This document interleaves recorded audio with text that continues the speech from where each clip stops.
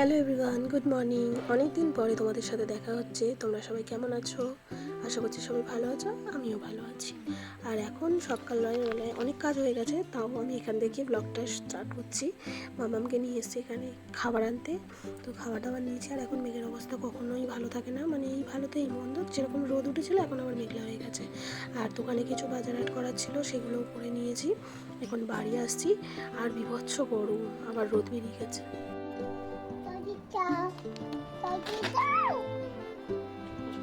চলো চলো চলো।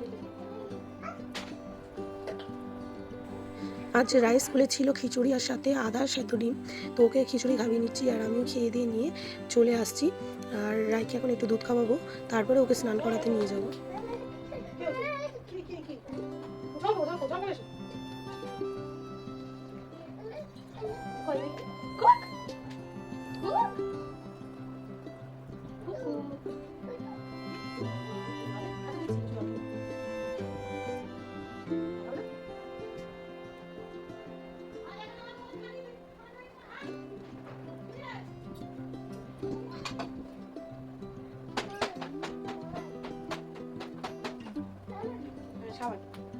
চলো।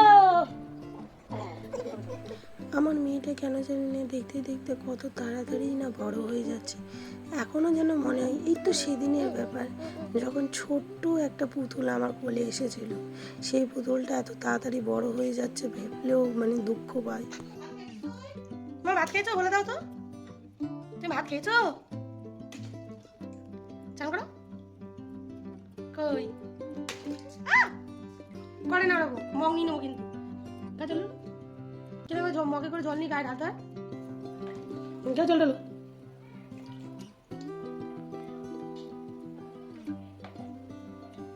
ওম নমস্তে নমস্তে নমস্তে। ঢালো ঢালো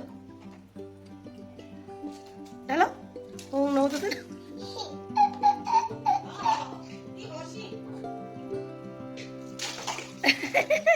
এই যে আমাদের হনুমানটা একা একা স্নান করা শিখে গেছে। যতই শিখে যাক না কেন, মা তো আমি, আমাকে তো স্নান করে দিতেই হবে। তোর সাথে একটু খেলা করি আর একটু স্নান করে দিই, গা হাত পা ডলিয়ে দিই। না ডলালে ময়লা থেকে যায়, কারণ ও তো যা বদমাশি করে সারা জায়গায় সারা গা হাত পা ময়লা নিয়ে থাকে। সব দিন তো আর সাবান মাখাতে পারি না। তো এখন স্নান দান করি, ওকে আমি জামা কাপড় পরে দিচ্ছি। আর ফোনে একটু সমস্যা হচ্ছে, কারণ এটা আমি যে ফোনটা ইউজ করতাম সেটা না, এটা আমার বরের একটা খারাপ হয়ে যাওয়া ফোন, যেটা ডিসপ্লের সমস্যা ছিল। ডিসপ্লেটাকে চেঞ্জ করিয়ে নিয়ে আসা হয়েছে। যখন তখন হাত দিয়ে পড়ে গেলে মানে যাচ্ছে তাই অবস্থা হয়ে যাবে। আর এই যে মাম্মামের দুধ খাওয়ার সময় হয়েছে, মানে আই মিন ঘুমের সময় হয়েছে, তো এখন ঘুমাবে। আর ওয়েদার দেখেছি কত সুন্দর, মানে কখন রোদ কখন মেঘলা বোঝা যায় না। আর ওকে ঘুম পাড়িয়ে রেখে দিয়ে আমি যত তাড়াতাড়ি সম্ভব সব কাজ করার চেষ্টা করি। বাট আমার মেয়ে তো মানে কি অবিশ্বাস্যকর কথা, ও আমাকে সাবধানে সেই কাজগুলো করতে দেবে না। টাইমের আগে ঠিক উঠে যাবে। এখনো যেমন আমার কিন্তু কাজ শেষ হয়নি, কিন্তু উনি উঠে হাজির।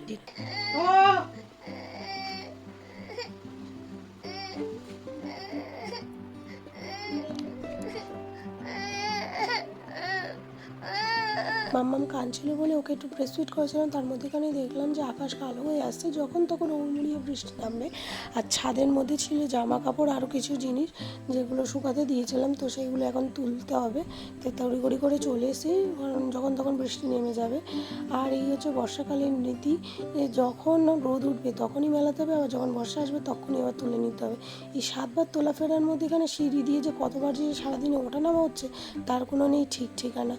যাই হোক, মেঘ ডাকছে, যখন তখনই বৃষ্টি নেমে পড়বে। আর বলতে না বলতেই নেমে গেছে। তো ছিটিপিটির করে বৃষ্টি পড়ছে। আমার তোলা কমপ্লিট হয়ে গেছে, এখন আমি নিচে চলে যাই আর মাম্মামকে খাইয়ে দিই, কারণ বেলা অনেকটাই হয়ে গেছে। আর মাম্মামের আজকে 2 রকমের মাছ ভাজা ছিল, তেলাপিয়া আর কুচে, সাথে ছিল সব রকম সবজি দিয়ে একটা তরকারি, এই দিয়ে ওকে খাইয়ে দিচ্ছি।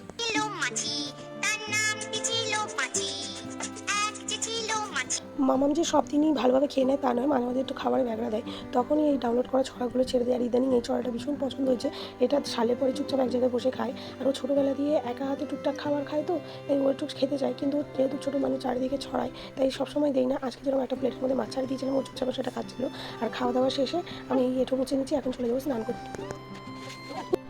জাস্ট ভাত খেয়ে আসলাম। আর এই যে মামা তুমি আজকে কী দিয়ে খেয়েছো? ভাত কি দিয়ে খেয়েছো? মাছি মাছি দিয়ে খেয়েছো? ওটা কি তোমার ফোন? ওটা কি আইফোন? এটা দেখিয়ে দাও, তোমার ফোন দেখাও। এটা তোমার ফোন? আচ্ছা ঠিক আছে, শুয়ে পড়ো শুয়ে পড়ো। তুমি কি এখন দুদুকে ঘুমাবে? তুমি কি দুদুকে ঘুমাবে? কখন? কি কখন? নতুন একটা শব্দ শিখেছে, কখন। কাকরোল বলো তো একটু। ভালো আছো? আমি কি বলছি, ভালো আছো? ঠিক আছে, কখন যাবো বলছি, ভালো আছো? আমি কিন্তু কথা বলবো না তোমার সাথে। কি জিজ্ঞাসা করছি আমি তোমাকে, ভালো আছো? হ্যাঁ যদি দেবো তো বলো, ভালো আছো? তুমি ভালো আছো? খেয়েছো?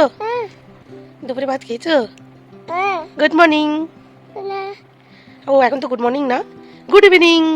মামাম ঘুম থেকে উঠে গেছে আর ওর ঠাকুরদার কাছে রয়েছে, তো আমি সেই ফাঁকে ভাবলাম এই একতাল জামা কাপড়গুলো ভাঁজ করে জায়গায় জিনিস জায়গায় রেখে দিই, কারণ চেয়ারে এগুলো বদ্ধ হয়েছিল, যেটা ঘরেও দেখতে ভালো লাগছিল না আর কাজটাও জমেছিল। তো ভাবলাম ঝটপট করে জামা কাপড় ভাঁজ করে জায়গায় জিনিস জায়গায় রেখে দিই। আর এরপরে চলে আসছি খাট ডাস্টিং করতে, কারণ কি 2 সপ্তাহের জন্য আমি বাপের বাড়ি গেছিলাম, আর সেই 2 সপ্তাহে এত ধুলো ময়লা পড়েছে আর ডিজাইনগুলোর ফাঁকে ফাঁকে এত ধুলো জমেছে, যেটা আমার মোটেও ভালো লাগছিল না। কারণ কি আমি মাঝে মধ্যেই রাস্টিং করে থাকি, যেটা হয়তো তোমাদের সাথে আগে কখনো শেয়ার করিনি, বাট এটা আমি করে থাকি কারণ ডিজাইনগুলোও ভালো থাকে আর ময়লাও হয় না। আর যেহেতু একটা ঘরে বাচ্চা আছে, সবসময় পরিষ্কার রাখাটাই ভালো। আর ডাস্টিং করেছি যেহেতু ধুলো ময়লা ছিল, খাটের মধ্যে পড়েছে আর মেয়ে বাদাম খেয়েছিল, তাই ভাবলাম যে একেবারে ক্লিন করে নিই, তাহলে রাত্রিবেলায় শুতে আর মানে শোয়ার সময় ক্লিন করতে হবে না। তারপরে দেখলাম যে শোকেস আলমারির কাজগুলোতেও অনেক ধুলো ময়লা পড়েছে, তো কলিন দিয়ে সেটাকেও পরিষ্কার করে নিচ্ছি। আর অনেক দিন হয়ে গেছে যে খাটের এই নিচের ডিজাইনটাকে কখনোই পরিষ্কার করা হয় না। যবে থেকে এই জালটা লাগানো হয়েছে তবে থেকে আমি ঠিক মতন পরিষ্কার করতে পারি না, তাই ভালোভাবে করা হয় না। তো আজকাল একটু ঘষে মেজে পরিষ্কার করে নিচ্ছিলাম যাতে ভালোভাবে এটা পরিষ্কার হয়। মামামকে খাইয়ে ঘুম পাড়িয়ে দিয়েছে, আর আজকের ব্লগটা আমি এখানেই শেষ করে দিচ্ছি। দেখা হবে নতুন আরেকটি ব্লগে। টাটা বাই, ভালো থেকো।